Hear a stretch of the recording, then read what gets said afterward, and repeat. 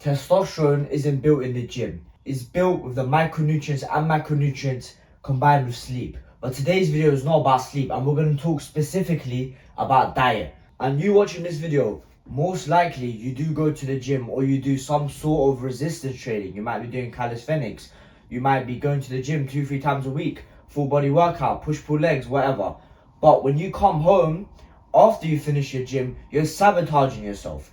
Then you start eating shit food, processed food with low macronutrients, and you wonder why your gains are not what you desire. Now, a lot of you watching this video, these 3 foods that I'm going to mention, you are most likely not eating. And you're making everything worse for your muscle gains in the gym, for your fat loss, and most importantly, for your testosterone levels. Because that's mainly what this channel is about, boosting your testosterone to elite levels. And a lot of that comes from your diet. I handpicked these 3 foods because I believe a lot of people do not eat these foods. So the foods might be a little different to what you usually see, even though they're very basic and everyone should be eating them. Everyone, including you watching this video right now, you should be eating these 3 foods. Before we start the video, I'm 16 years old and I underwent a 2-year testosterone transformation, and this is how I looked like before and this is me now. And bodybuilding is not even my main concern. It's not the main thing I'm kind of doing. But muscle gains just came along with having high testosterone. I used to have 400-500 nanograms, 600 nanograms per deciliter, and I still felt like shit. I felt tired, I felt unmotivated, my muscle gains were way worse despite the fact that I was working out more.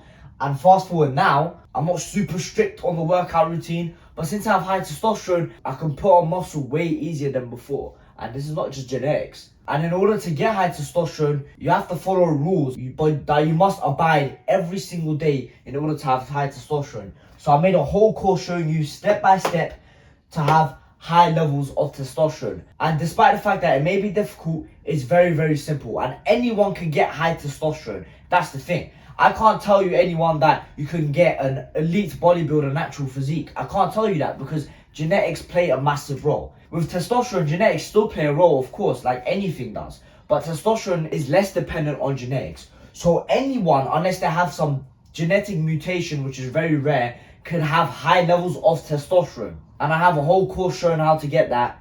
Link in description, check it out for more detail. Now, number 1 food that I see most people not eat at all, and you watching this video, do not lie to yourself, because most likely you do not eat this food at all.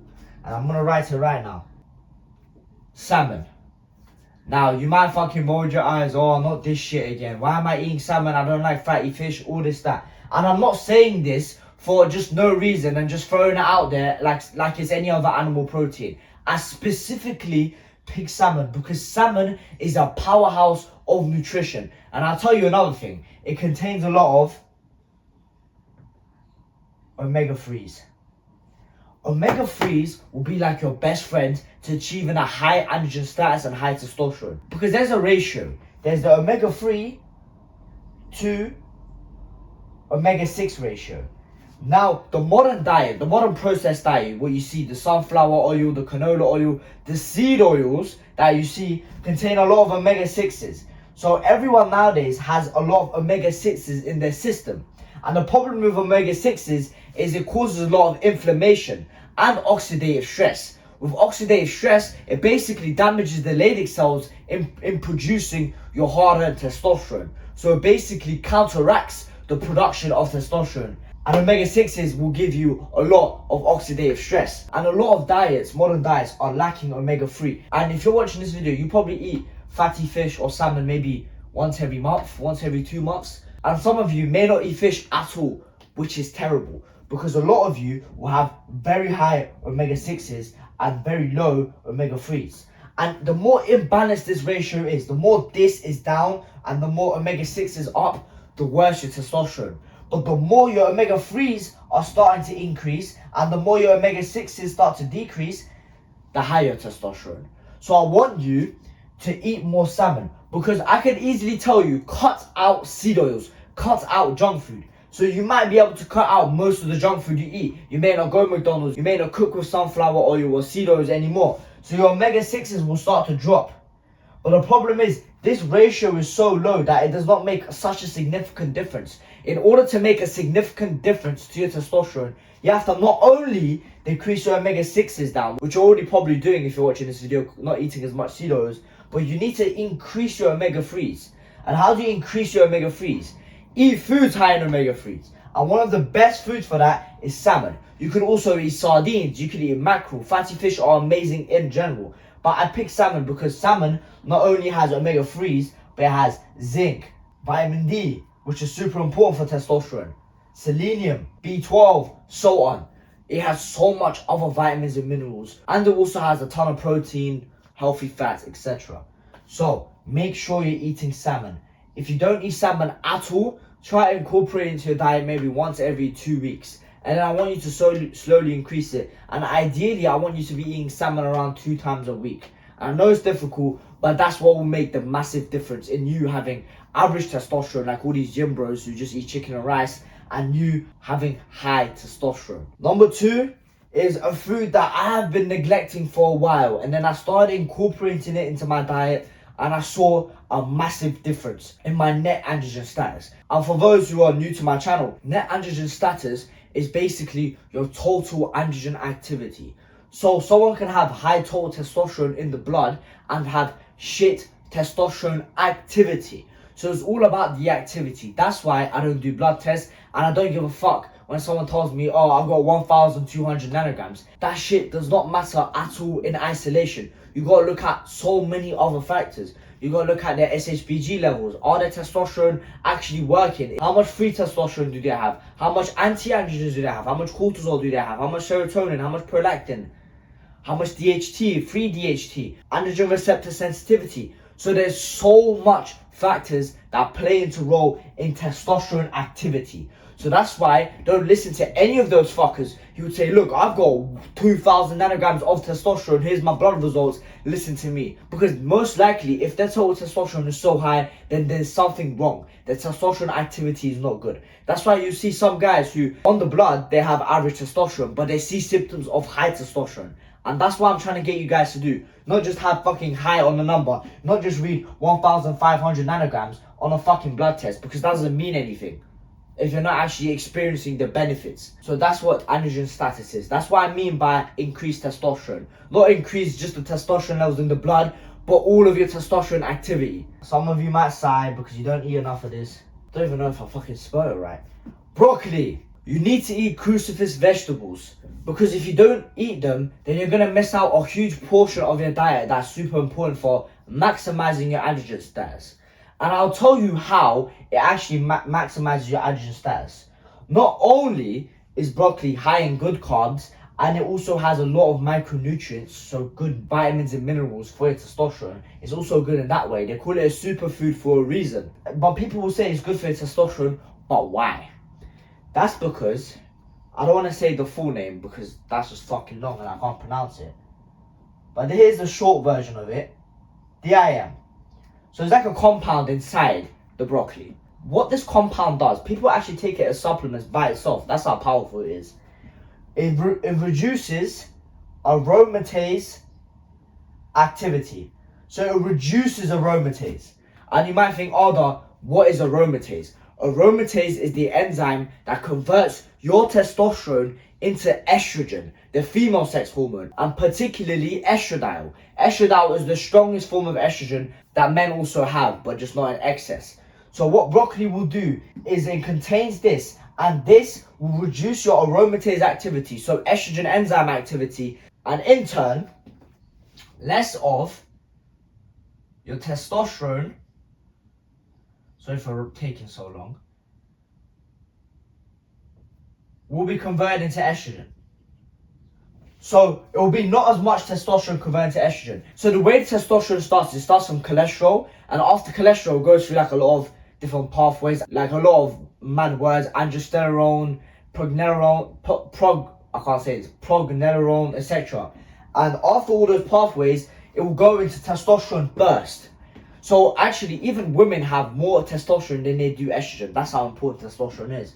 But what will happen is after you have testosterone, let's say you have 1,000 nanograms, a certain percentage, let's say 5%, will convert into estrogen. So it would convert. And the thing that converts it is aromatase.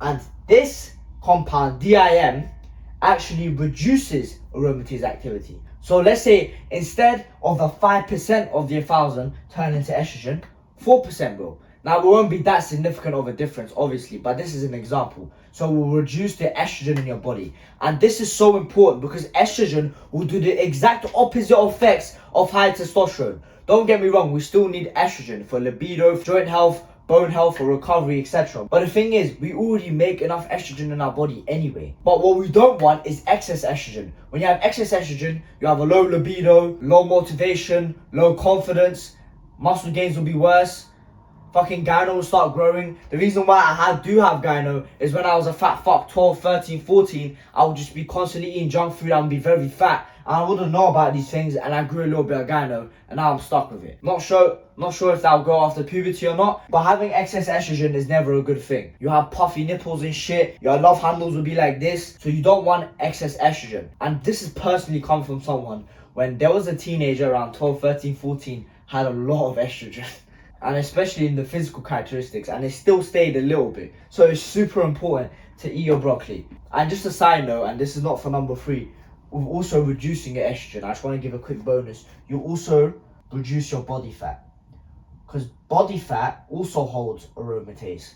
So if you reduce your body fat, then your aromatase activity will go down. So make sure you stay from 10 to 20% body fat. You see, my body fat that I am right now, this is probably the maximum body fat that you want. If you go higher than this, then you're just gonna have more estrogen. Broccoli is also rich in fiber, so it helps the gut. It also detoxifies the liver, and it actually helps remove excess estrogen built up in your body. So this estrogen that comes from maybe endocrine disruptors, plastic bottles, junk food, etc. So xenoestrogens. So make sure you add vegetables into your diet. Now, I've said all of this shit. How can you actually use it as an action step?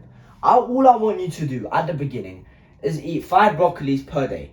Literally just cook them up, boil it. What I would recommend as a guy who does not like cooking, just cook so much of the broccoli, right? And then you put it in the fridge. So you eat some every day for like, let's say a week. And then after that, you do it again. I'm not sure how broccoli lasts before you can't eat it anymore. But go check it out. And the longest time that it can, just do that. Just cook a bunch of it at once. Keep it in the fridge. Or if you like cooking, then you could just cook yourself broccoli every single day. And I want you to eat at least 5 broccolis per day. You know those like individual broccolis, at least 5. But I want you guys to push to 10 later on. Eating around 10 of them per day is ideal. You need 100 to 200 grams of broccoli to actually see the effects of broccoli. And if you're watching this video, you might be eating a chicken and rice diet. You might be eating a lean amount of protein, and then you eat a carbohydrate source like pasta, potatoes, rice. I'm not saying it's a bad thing. And then you will miss out on the vegetables. So not only broccoli is important, you can also eat Brussels sprouts. Brussels sprouts are also amazing. Cauliflower. So you don't have to eat broccoli, but I picked broccoli because it's the most basic one that everyone knows about. And how do I know that you are not eating enough vegetables? I was exactly the same.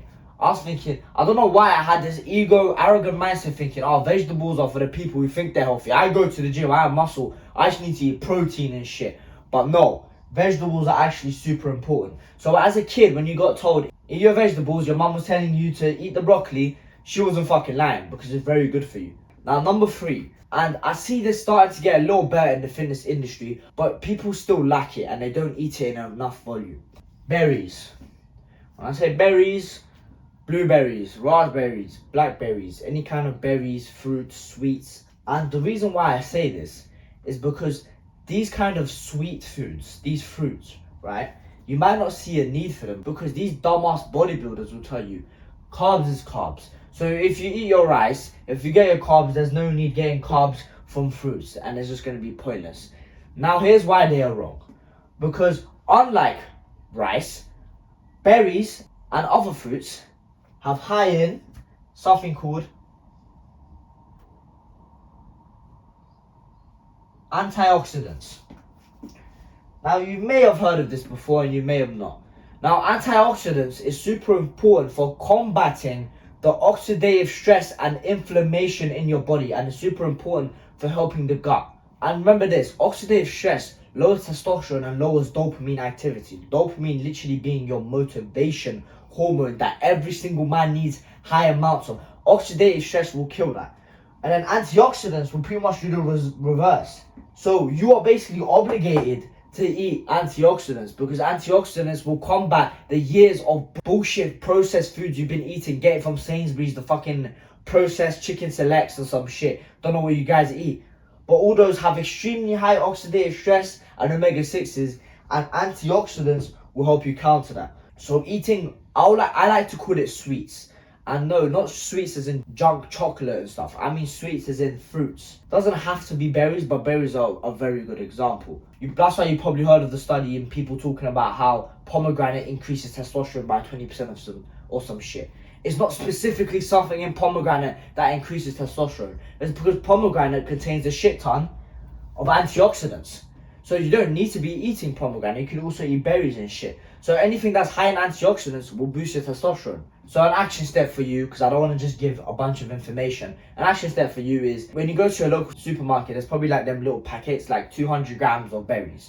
Eat that in a span of, let's say, 2 days.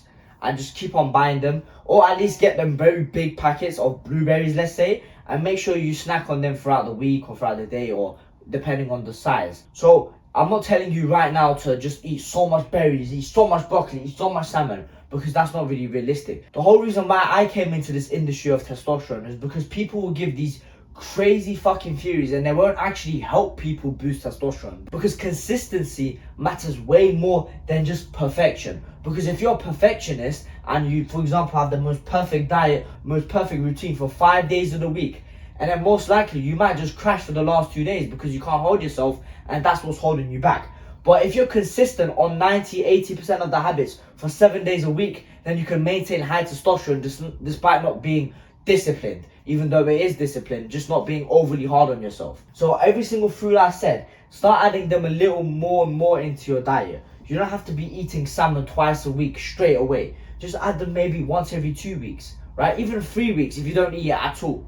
So just try to increase the volume of these foods that you eat. And I have an exact blueprint to high testosterone. In my opinion, the most important part of it is the diet. Because diet is like the building blocks. It's like the materials that you need to build a house. And there's so much key vitamins and minerals that you guys probably don't know about, that you've never heard of, other than zinc and boron and stuff. There's also so many other micronutrients. There's so much other foods that you can eat to boost your testosterone. And in my course explains everything and every single food that you should eat. There's also a variety of options. Let's say, for an example, if you don't like salmon, you could switch to sardines. So there's also, you don't have to eat this exact one food, except for maybe a couple. And obviously, diet is only one part of the equation. There's also so many other things that play into role in testosterone, and that's exactly what my course does. So it explains in depth about the diet, and then it explains about sleep and the best sleep routines, and then what else to do to have high testosterone, because sleep and diet are not the only things, etc. I don't want to bore you with the details. You can go check out in the description about how this shit works. I'll see you in the next video. Keep working hard. Bye.